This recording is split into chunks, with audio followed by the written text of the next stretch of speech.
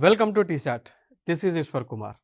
ఈ వీడియోలో మనం మార్చ్ 2025 సంబంధించినటువంటి ఇంటర్నేషనల్ ఇష్యూస్ని, అంతర్జాతీయ అంశాలను డిస్కస్ చేసుకోబోతూ ఉన్నాం. సో దీనిలో ప్రధానంగా మనం చూసుకున్నటువంటి అంశాలను మనం చూసుకుంటే ఇక్కడ వరల్డ్ హ్యాపీనెస్ రిపోర్ట్ 2025 గురించి మనం నేర్చుకోవాలి.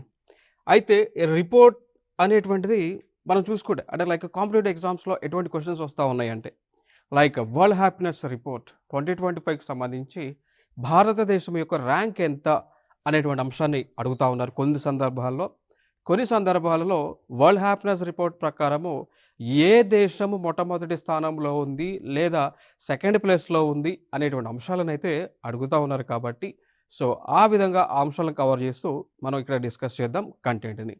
Let us start. సో ఇక్కడ వరల్డ్ హ్యాపీనెస్ రిపోర్ట్ 2025ని రిలీజ్ చేయగా మరి దీనిలో భారతదేశం యొక్క ర్యాంక్ ఎంత అన్నప్పుడు 118 అండి. 118 ఇండియా యొక్క ర్యాంక్ వచ్చేసి 118. మరి టోటల్గా ఎన్ని కంట్రీస్లో డేటాని తీసుకున్నారు అంటే 147 అనమాట. సో 147 కంట్రీస్ టోటల్గా ర్యాంకింగ్స్ ఇస్తే దానిలో ఇండియా యొక్క ర్యాంక్ వచ్చేసి 118గా ఉంది. ఇది ఒక అంశంగా మనం గుర్తుపెట్టుకోవాలి ఇక్కడ. ఇక దాని తర్వాత ఈ వరల్డ్ హ్యాపీనెస్ రిపోర్ట్ ఏదైతే ఉందో దీనిలో ప్రపంచంలోనే అత్యధికంగా ఆనందంగా ఉన్నటువంటి దేశం ఏది అన్నప్పుడు ఫిన్లాండ్ అనమాట. సో ప్రపంచంలోనే ఎక్కువగా ఆనందంగా ఉన్నటువంటి దేశం వచ్చేసి ఫిన్లాండ్. సో పేర్లో ఉంది, గుర్తుపెట్టుకోవడానికి సింపుల్గా. ఇప్పుడు ఫైన్, హౌ ఆర్ యూ అన్నాం అనుకోండి, ఫైన్ అంటాం. సో హౌ ఆర్ యూ అన్నప్పుడు ఫైన్ అంటాం. ఆ ఫైన్లో ఫైన్ ఫిన్లాండ్ అట్లా గుర్తుపెట్టుకోండి. హ్యాపీగా ఉన్నాం అంటే ఫైన్, హ్యాపీగా ఉన్నామంటే హ్యాపీనెస్ అన్నట్టు. సో హ్యాపీగా ఉన్నటువంటి దేశం ఏది ఫిన్లాండ్. అట్లా గుర్తుపెట్టుకోవడానికి ఇది ఒక అంశంగా మనం చెప్పుకోవచ్చు. అయితే గత రిపోర్ట్స్ ఏవైతే వచ్చాయో వరల్డ్ హ్యాపీనెస్ రిపోర్ట్కి సంబంధించి దానిలో కంటిన్యూస్గా 8th టైము హ్యాపీగా ఉన్నటువంటి దేశము ఫిన్లాండ్. ఇది ఒక ఇంపార్టెంట్ ఏరియా ఇక్కడ, ఓకేనా. సో ఫిన్లాండ్ ఎప్పుడు కూడా ఫస్ట్ ప్లేస్లోనే ఉంటా ఉంది. ఇక దాని తర్వాత కొన్ని అంశాలను మనం గుర్తుపెట్టుకోవాలి.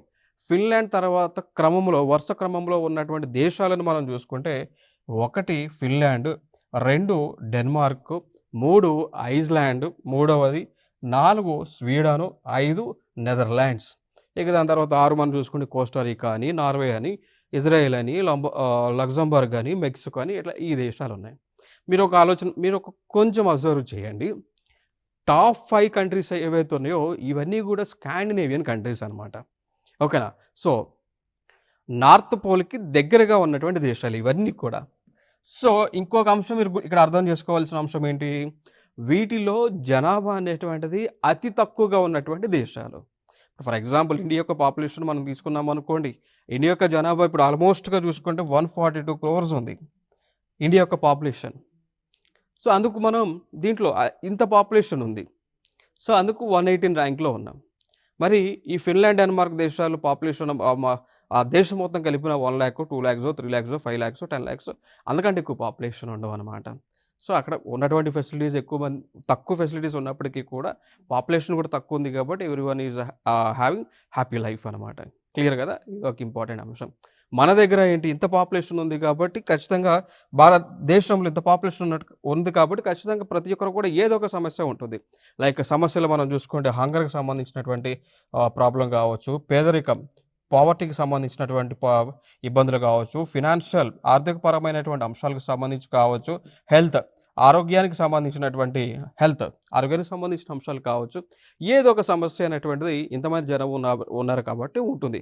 సో ఖచ్చితంగా అందుకోసం మన ర్యాంక్ ఇంత ఉందంతా కూడా మనం వరి అవ్వాల్సినటువంటి ఆవశ్యకత అయితే లేదు. ఇది ఒక అంశంగా. కాకపోతే డెవలప్ చేసుకుంటే it's best and thing. So మిగిలినటువంటి కంట్రీల కంటే మనం ఇప్పుడు for example economy point of వ్యూలో చూసుకున్నా మనం టాప్ 5th ప్లేస్లో ఉన్నాం. జీడిపి పరంగా చూస్తే 5th ప్లేస్లో ఉన్నాం. బట్ ఇట్లా ఆర్థికంగా మనం నిలదొక్కున్నటువంటి దేశం కాబట్టి ఇంకా బెటర్ ర్యాంక్స్ వస్తే ఫ్యూచర్లో it will be happy for us అనమాట. ఇంకొక అంశం ఇక్కడ మనం గుర్తుపెట్టుకోవాలి. ఇక్కడ ఈ వరల్డ్ హ్యాపీనెస్ రిపోర్ట్ ఏదైతే రిలీజ్ చేస్తూ ఉన్నారో రిలీజ్ చేసేటువంటి సంస్థలు ఏమి ఉన్నాయో అవి కూడా ఇంపార్టెంట్. ఇక్కడ కొన్ని సంస్థలు చూస్తే well being research centre, okay. So ఇది యూనివర్సిటీ ఆఫ్ ఆక్స్ఫోర్డ్లో ఉంటుంది. ఇదొక సంస్థ. వీళ్ళు గ్యాలప్ అనేటువంటి సంస్థతో UN sustainable development solutions network అనేటువంటి సంస్థతో కలిసి ఈ యొక్క నివేదికను ప్రిపేర్ చేయడం జరిగింది. ఇంకొక అంశం, ఇంకొక అంశం, గతంలో వరల్డ్ హ్యాపీనెస్ రిపోర్ట్ పాతది ఏదైతే రిలీజ్ చేస్తున్నారో, సో దాన్ని లైక్ 2023 కానీ 2024 కానీ అప్పుడు భారతదేశం యొక్క ర్యాంక్ వచ్చేసి 126గా ఉంది అండి. 126 భారతదేశం యొక్క ర్యాంక్ ఉంది. ఇప్పుడు 118 ఉంది. అంటే మనం ఏం జరుగుతూ ఉన్నాం, డెవలప్మెంట్ అనేటువంటిది కొంచెం కొంచెం జరుగుతూ ఉంది అన్నట్టు. గతంలో 124 ఉన్న వాళ్ళం మంచి ప్లేస్లోకి వచ్చాం 118. ఇక ఫ్యూచర్లో ఆ ర్యాంక్ అనేటువంటిది పెరగడానికి కూడా ఛాన్సెస్ ఎక్కువగా కనిపిస్తూ ఉన్నాయి. ఇంకొక అంశం, లీస్ట్లో ఉన్నటువంటి దేశం ఆఫ్ఘనిస్తాన్ అనమాట. మనకు పొరుగు దేశమైనటువంటిది ఏదైతే ఆఫ్ఘనిస్తాన్ అనేటువంటి దేశం ఉందో ఆ దేశం యొక్క ర్యాంక్ వచ్చేసి 147 లీస్ట్. అంటే ప్రజలందరూ కూడా కష్టాలు పడుతూ ఉన్నారనేటువంటి అంశాన్ని ఈ నివేదిక మనకు తెలియజేస్తూ ఉంది. దానికి కూడా కారణాలు అనేక ఉండొచ్చు. ఇప్పుడు ఆఫ్ఘనిస్తాన్ దేశంలో తాలిబాన్ పాలన జరుగుతూ ఉంది. సో తాలిబాన్స్ అనేటువంటి వారు ఉగ్రవాదులుగా అంతర్జాతీయ సంస్థలు ముద్ర వేయడం జరిగింది.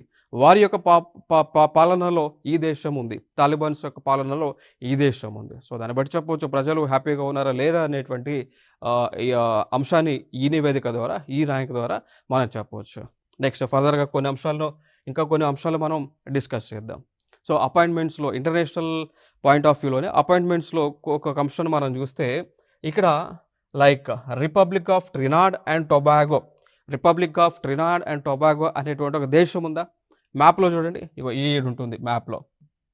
సో ఈ దేశానికి సుపీరియర్గా లేదా సింపుల్గా మనం చెప్పుకోవాలి అంటే ప్రైమ్ మినిస్టర్గా ఎవరిని ఆ దేశ ప్రజలు ఎన్నుకున్నారు అంటే like Stuart young SC. So వారిని ఎన్నుకోవడం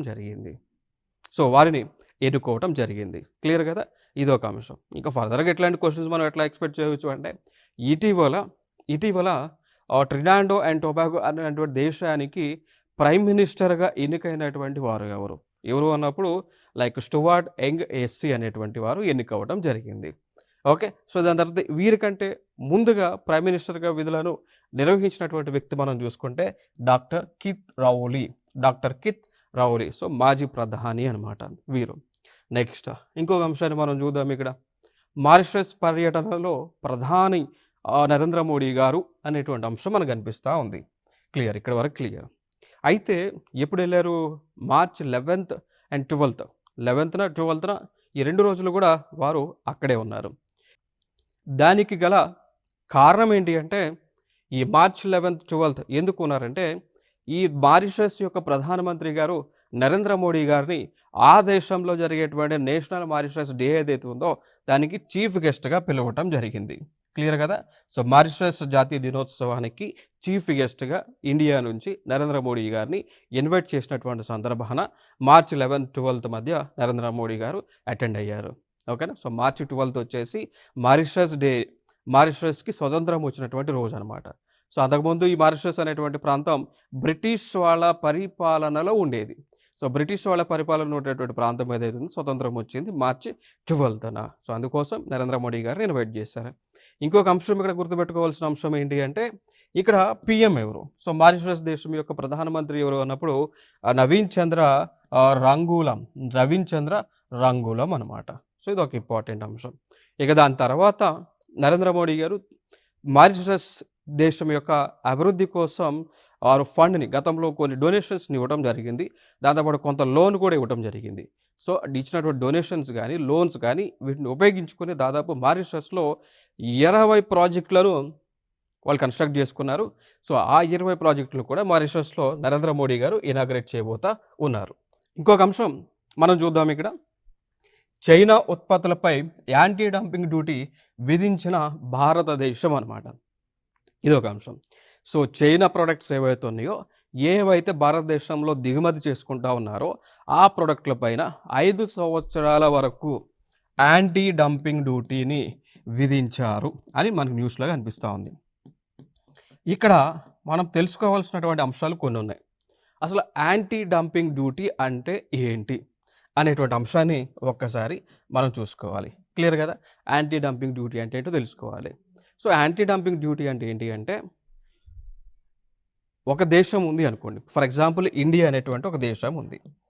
మనం చైనా నుంచి ప్రోడక్ట్లను దిగుమతి చేసుకుంటా ఉన్నాం. సో చైనా నుంచి దిగుమతి చేసుకున్నటువంటి ఒక ఉత్పత్తి అనేటువంటిది భారతదేశంలో ఉత్పత్తి అవుతున్నటువంటి ఒక వస్తువు కంటే తక్కువ రేటుకి అందుబాటులో ఉంది అనుకోండి.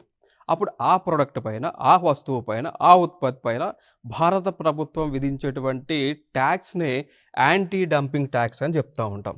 Anti dumping. So, nothing but it is a tax అనమాట.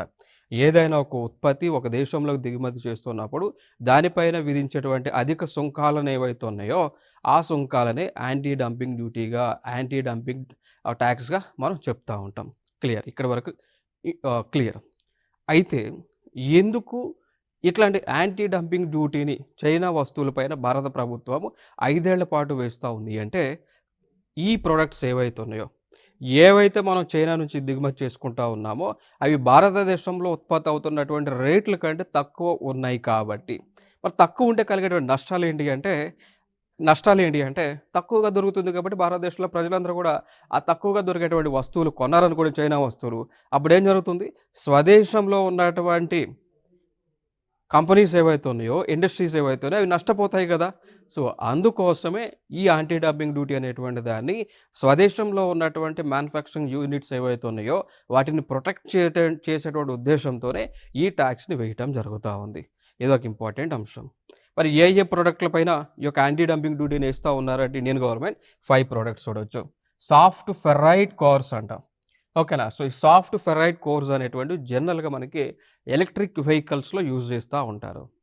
ఎలక్ట్రిక్ బ్యాటరీస్‌లో గానీ, ఎలక్ట్రిక్ వెహికల్స్‌లో యూజ్ చేస్తా ఉంటారు. దాని తర్వాత చార్జర్స్‌లో గానీ, టెలికామ్ డివైజెస్‌లో కానీ వీటిలో యూజ్ చేస్తా ఉంటారు. ఓకే. సో, అందుకోసం వీటిపైన వేస్తా ఉన్నారు. ఇంకొకటి వాక్యూమ్ ఇన్సులేటెడ్ ఫ్లాస్క్ అంటాం.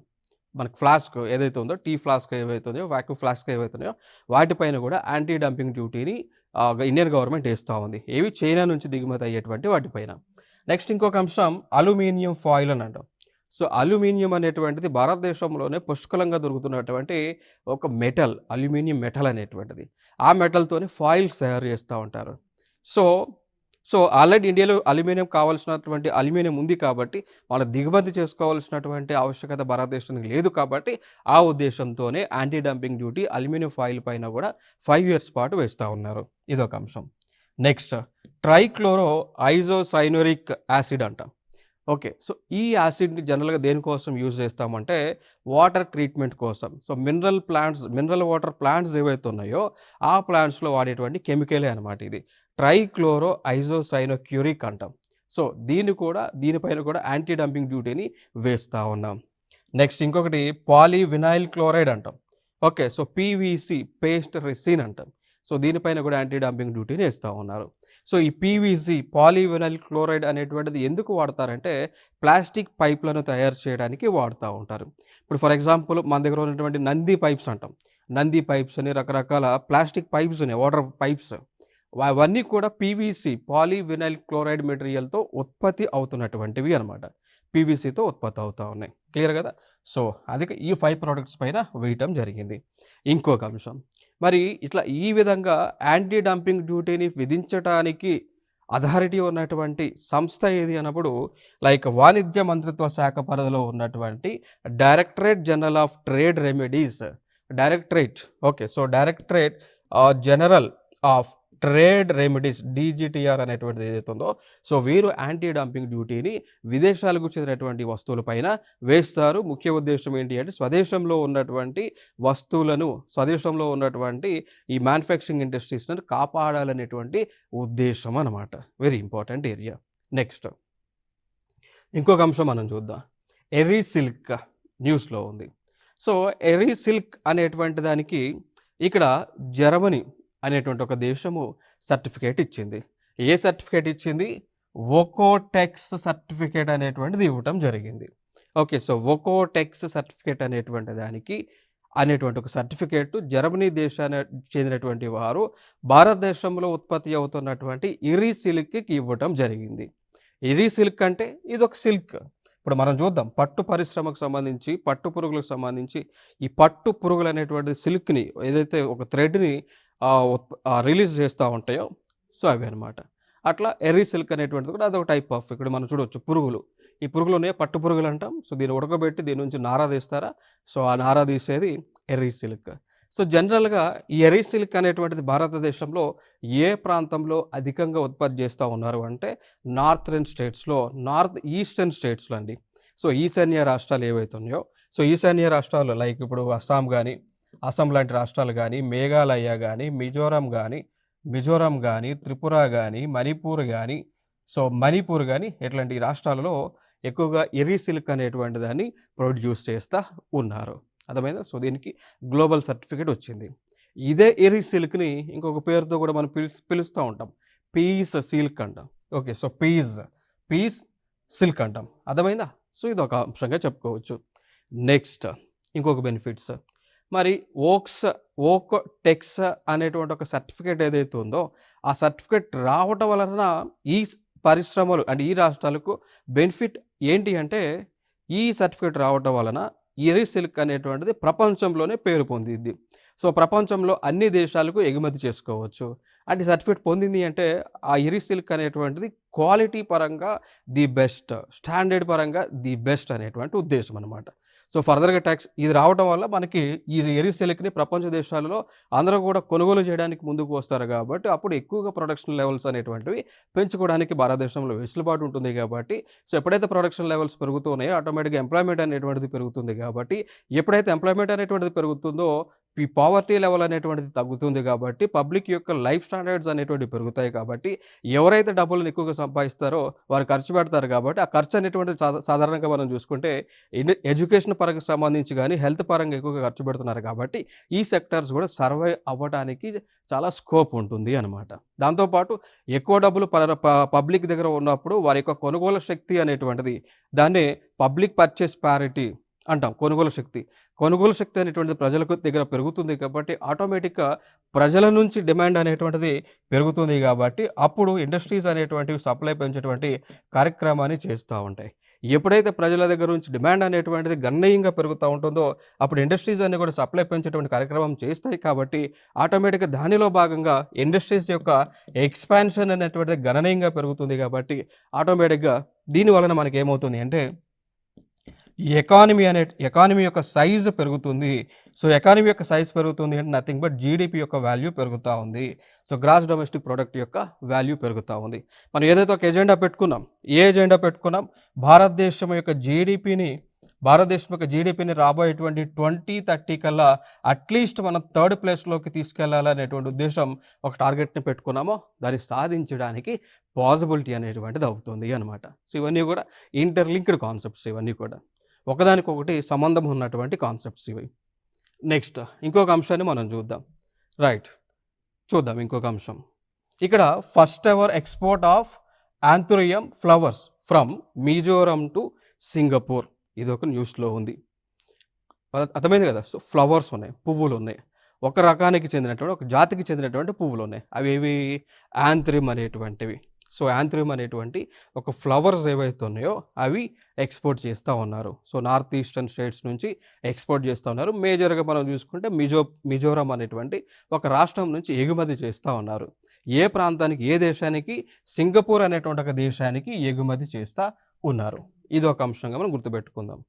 నెక్స్ట్ ఇంకొక అంశం ఈ అతురియం ఫ్లవర్స్ అనేటువంటివి ఏవైతే ఉన్నాయో దాని వలన కలిగేటువంటి బెనిఫిట్స్ ఏంటి, యూజెస్ ఏంటి లోకి వెళ్తే ఇవి ఏం చేస్తాయంటే filters toxins and purifies indoor air. So జనరల్గా ఈ యాంథ్రియం ఫ్లవర్స్ కనుక మన ఇంట్లో పెట్టుకుంటే, మన రూమ్లో ఉన్నటువంటి గాలిని ఫిల్టర్ చేస్తూ ఉంటాయి. గాలిలో ఉన్నటువంటి మలినాలు ఏవైతే ఉన్నాయో వాటి మొత్తాన్ని కూడా ఈ యొక్క ఫ్లవర్స్ అనేటువంటి ఫిల్టర్ చేస్తూ ఉంటాయి. ఇది ఒక బెనిఫిట్. దాని తర్వాత ఇంకొక బెనిఫిట్ ఏంటి అంటే మజిల్ క్రామ్స్ని అండి. ఓకేనా? సో మజిల్ క్రామ్స్ ఏవైతే ఉన్నాయో మజిల్ క్రామ్స్ అనేటువంటివి రాకుండా ఈ యాంథ్రియం ఫ్లవర్స్ అనేటువంటి ప్రొటెక్ట్ చేస్తూ ఉంటాయి. సాధారణంగా చూస్తే కొంతమందికి మజిల్స్ నరాలన్నీ కూడా పట్టుకుపోతూ ఉంటాయి. లైక్ బాడీలో కాల్షియం డెఫిషియన్సీ అనేటువంటిది ఎప్పుడైతే పెరుగుతుందో అప్పుడు జాయింట్స్ అనేటువంటి ఫిక్స్డ్గా అయిపోయి మూవ్మెంట్ అనేటువంటి ఫ్రీగా లేక ఉన్నటువంటి సందర్భాలు మనకు కనిపిస్తూ ఉంటాయి. కొన్ని సందర్భాల్లో బాడీలో కాల్షియం అనేటువంటిది తక్కువ ఉన్నప్పుడు బాడీలో క్రాంప్స్ వస్తూ ఉంటాయి, పెరాలసిస్ వస్తూ ఉంటుంది. సో వాటిని తగ్గించడానికి క్యూర్ చేయడానికి కూడా ఈ యాంథ్రియం ఫ్లవర్స్ అనేటువంటివి మనకి యూజ్ అవుతా ఉన్నాయి అనేటువంటి అంశం. ఇంకొక గమ్మత్ ఏంటి అంటే ఈ ఫ్లవర్ అనేటువంటి దాదాపు దీని యొక్క లైఫ్ అనేటువంటిది 30 to 45 days అయితే ఉంటా ఉంది. దాంతోపాటు వీడి యొక్క మెయింటెనెన్స్ కాస్ట్ కూడా తక్కువగా ఉంటుంది అండి. ఓకే, సో ఇవి ఇక్కడ ఇంపార్టెంట్ అంశంగా మనం చెప్పుకోవచ్చు. ఇంకా ఫర్దర్‌గా కాంపిటేటివ్ ఎగ్జామ్స్‌లో క్వెషన్స్ రావడానికి ఛాన్సెస్ ఉన్నటువంటి అంశాలు చూస్తే, ఇటీవల వార్తల్లో నిలిచిన అథెరియం ఫ్లవర్స్ అనేటువంటివి ఏ రాష్ట్రంలో పండిస్తా ఉన్నారు అని అడగొచ్చు. సో, మిజోరాం రాష్ట్రంలో అత్యధికంగా పండిస్తా ఉన్నారు. ఇదొక ఏరియా ఇక్కడ. నెక్స్ట్ ఇంకా ఫర్దర్‌గా మనం మాట్లాడుకోవాల్సొస్తే అవార్డ్స్ గురించి ఒక అంశాన్ని మనం మాట్లాడుకుందాం. సో, లైక్ తెలుగు రాష్ట్రాలకి చెందినటువంటి చిరంజీవి, కొణిదెల శివశంకర్, ఆయనే మెగాస్టార్ చిరంజీవి అని పిలుస్తూ ఉంటాం. ఆయనకొక అవార్డ్ అనేటువంటిది ఇచ్చారు. ఇచ్చింది కూడా యూకే. సో, యునైటెడ్ కింగ్డమ్ ప్రభుత్వం వారు ఈ యొక్క అవార్డుని చిరంజీవి గారికి ప్రెజెంట్ చేయడం జరిగింది. ఆ అవార్డే జీవిత సాఫల్య పురస్కారం అంట. సో, దాన్నే లైఫ్ అచీవ్‌మెంట్ అవార్డ్ అని అంటాం. సో, లైఫ్ అచీవ్‌మెంట్ అవార్డ్ అనమాట. సో, జనరల్‌గా జీవితంలో చాలా సాధించారు అనేటువంటి వారికి ఈ యొక్క అవార్డ్స్‌ని ఇస్తూ ఉంటాం. సో, ఇదొక అంశంగా చెప్పుకుందాం. ఇక దాని తర్వాత ఇదే చిరంజీవి గారికి భారత ప్రభుత్వం కూడా చాలా అవార్డులను ప్రెజెంట్ చేసింది. నంది అవార్డ్స్ అని కానీ, లేదు అంటే పద్మ అవార్డ్స్ అని కానీ. లైక్ 2006లో చిరంజీవి గారికే పద్మభూషణ్ అవార్డుని ఇచ్చారు. 2024లో పద్మ విభూషణ్. సో, పద్మ అవార్డ్స్‌లోనే హైయెస్ట్ సివిలియన్ హానర్ అయినటువంటి పద్మ విభూషణ్‌ని 2024లో చిరంజీవి గారికి లైక్ ఆర్ట్స్ కేటగిరీ కింద, కళల కేటగిరీ కింద ఆంధ్రప్రదేశ్ రాష్ట్రం తరపు నుంచి ఇవ్వటం జరిగింది. ఇదొక అంశం. ఓకేనా? సో, దాని తర్వాత ఇంకా కొన్ని చూడొచ్చు మనం. బ్లడ్ బ్యాంక్స్ అని గానీ, లేదా పబ్లిక్ సర్వీస్ గానీ, లేకపోతే గతంలో వీరే పొలిటీషియన్‌గా ఉన్నారు. వీరే గతంలో టూరిజం శాఖ మంత్రిగా కూడా విధులను నిర్వహించినటువంటి వ్యక్తి మెగాస్టార్ చిరంజీవి గారు. సో, ఇవి వీళ్ళకి సంబంధించినటువంటి అంశాలు ఇంకా. ఇంకా ఫర్దర్‌గా మనం చూస్తే ఇంకొక అంశం ఇక్కడ రిజర్వ్ బ్యాంక్ ఆఫ్ ఇండియా న్యూస్‌లో ఉంది. దాంతో పాటు బ్యాంక్ ఆఫ్ మారిషస్ బీఓఎం అని అంటాం. సో, బ్యాంక్ ఆఫ్ మారిషస్ ఈ 2 బ్యాంకులు కూడా న్యూస్‌లో ఉన్నాయి. ఎందుకు న్యూస్‌లో ఉన్నాయంటే, ఈ 2 బ్యాంకులు కలిసి లోకల్ కరెన్సీలో బిజినెస్ చేయడానికి, లోకల్ కరెన్సీలో ట్రాన్సాక్షన్స్ చేయడానికి అగ్రీమెంట్ చేయడం జరిగింది. అట్లా ఇవి న్యూస్‌లో ఉన్నాయి. అర్థమైంది కదా! సో, ఇండియాకి చెందినటువంటి రిజర్వ్ బ్యాంక్ ఆఫ్ ఇండియా ఏదైతే ఉందో వీరు బ్యాంక్ ఆఫ్ మారిషస్ అనేటువంటిది ఆ దేశంలో మారిషస్ దేశంలో సెంట్రల్ బ్యాంక్ అయినటువంటి బ్యాంక్ ఆఫ్ మారిషస్ మధ్య ఒప్పందం జరిగింది. ఈ ఒప్పందం దేనికి సంబంధించింది జరిగింది అన్నప్పుడు లోకల్ కరెన్సీ సెటిల్మెంట్‌కి చెందినటువంటి ఒప్పందం జరిగింది. లోకల్ కరెన్సీ సెటిల్మెంట్ అంటే ఏంటి అంటే, ఫర్ ఎగ్జాంపుల్ మన ఇండియా యొక్క కరెన్సీ మనం చూసుకుంటే ఐఎన్ఆర్ అంటాం. ఇండియన్ రూపీ అంటాం. ఓకే. సో, మారిషస్ దేశం యొక్క కరెన్సీ చూసుకుంటే మారిషన్ రూపీ అంటాం. సో, మారిషన్ రూపీస్ అంటాం. అయితే ఇప్పుడు ఇక్కడ మన ఇండియాకి చెందినటువంటి వస్తువులను మనం ఆ దేశానికి అమ్మాము అనుకోండి. అప్పుడు అమ్మినప్పుడు మారిషస్ దేశ ప్రజలు మారిషస్ రూపీస్‌లో మనకు డబ్బులు ఇవ్వచ్చు. లేదా మనము మారిషస్ దేశం దగ్గర ఏదైనా వస్తువు కొన్నామనుకోండి. అప్పుడు మనము ఇండియన్స్ అయినటువంటి మన కరెన్సీ ఇండియన్ రూపీ కాబట్టి మనం ఇండియన్ రూపీలో మారిషస్ దేశం వాళ్ళ వస్తువులకి మనం ఇవ్వొచ్చనమాట. సో, దాన్ని లోకల్ కరెన్సీ సెటిల్మెంట్ అని పిలుస్తూ ఉంటాం. గతంలో ఇది లేకముందు ఏం జరిగేది అంటే, ఫర్ ఎగ్జాంపుల్ మనం మారిషస్ దేశం దగ్గర ఏదైనా వస్తువు కొన్నప్పుడు మనం వాళ్ళకి డబ్బులను డాలర్ రూపంలో, యూఎస్ డాలర్ రూపంలో చెల్లించాల్సినటువంటి ఆవశ్యకత అప్పుడు ఏర్పడేది. దాని వలన నష్టాలేంటి అంటే, మనము యునైటెడ్ స్టేట్స్ యూఎస్ డాలర్స్ అంటాం. సో, అప్పుడేం జరిగేది? సో, ఖచ్చితంగా మనం మారిషస్ దగ్గర ఏదైనా వస్తువు కొన్నప్పుడు యూఎస్ డాలర్ రూపంలో డబ్బులు చెల్లించాల్సి వచ్చేది కాబట్టి, సో, యూఎస్ డాలర్స్ మన కరెన్సీ కాదు కాబట్టి మనం ఏం చేసేవాళ్ళం, అమెరికా దగ్గర మన రూపాయలను అమెరికా దగ్గర ఇచ్చి అత్యధిక రేటుతో డాలర్లను కొనుక్కోవాల్సినటువంటి పరిస్థితి వచ్చేది. సో, మన రూపీస్‌ని అమెరికా వాళ్ళకిచ్చి ఆ డాలర్స్ మనం కొనుగోలు చేస్తూ ఉన్నామంటే దాని వలన ఇండియా యొక్క రూపీస్ యొక్క వాల్యూ అనేటువంటిది డిప్రిసియేషన్ అవుతుంది. ఇండియా యొక్క వాల్యూ రూపీ అనేటువంటిది పడిపోతూ ఉంది కాబట్టి అది మన ఎకానమీ కూడా నష్టం జరుగుతూ ఉంది కాబట్టి అందుకోసమే దాన్ని నష్ట నివారణ చర్యలలో భాగంగా ఈ లోకల్ కరెన్సీ సెటిల్మెంట్స్ అనేటువంటివి మనం చేసుకుంటా ఉన్నాం. ఇది ఒక అంశంగా చెప్పుకుందాం. నెక్స్ట్ ప్రస్తుతము రిజర్వ్ బ్యాంక్ ఆఫ్ ఇండియా యొక్క గవర్నర్ ఎవరు అన్నప్పుడు సంజయ్ మల్హోత్రా అండి. ఎవరండి? సంజయ్ మల్హోత్రా. దాని తర్వాత బ్యాంక్ ఆఫ్ మారిషస్ యొక్క గవర్నర్ ఎవరు అంటే రామకృష్ణ గారు. ఈ అంశాలను ప్రధానంగా మనం గుర్తుపెట్టుకుందాం. నెక్స్ట్ అంశం, ఇంకొక అంశం ఇక్కడ మనకి వరుణ్ ఎక్సైజ్ అనేటువంటిది న్యూస్లో ఉంది. సో, వరుణ్ అంటాం. సో, వరుణ్ అనేటువంటిది ఒక సైనిక విన్యాసం. మరి వరుణ్ సైనిక విన్యాసం అనేటువంటిది ఏ 2 దేశాల మధ్య జరిగింది అన్నప్పుడు ఇండియాకి, ఫ్రాన్స్‌కి మధ్య జరిగింది. సో, ఇండియాకి, ఫ్రాన్స్‌కి మధ్య జరిగినటువంటి ఒక నావల్ ఎక్సర్సైజ్ ఏది? ఇండియాకి, ఫ్రాన్స్‌కి మధ్య జరిగినటువంటి నావల్ ఎక్సర్సైజ్ పేరేంటండి? Varuna. Very important. Names important. మ్యాచింగ్‌లో అడగడానికి కూడా ఛాన్సెస్ ఉన్నాయి. మరి ఇంకొక అంశం 2025కి సంబంధించి ఏ దేశంలో వరుణ సైనిక విన్యాసాలను నిర్వహించాము అంటే అరేబియన్ సీలో నిర్వహించడం జరిగింది. ఇదొక ఇంపార్టెంట్. సో, నథింగ్ బట్ ఇండియాలోనే జరిగింది. దాని తర్వాత మరి ఇండియా తరపు నుంచి ఎయిర్ క్రాఫ్ట్లు పాల్గొన్నాయి. Like INS Indian naval ship అయినటువంటి విక్రాంత్ పాల్గొన్నది.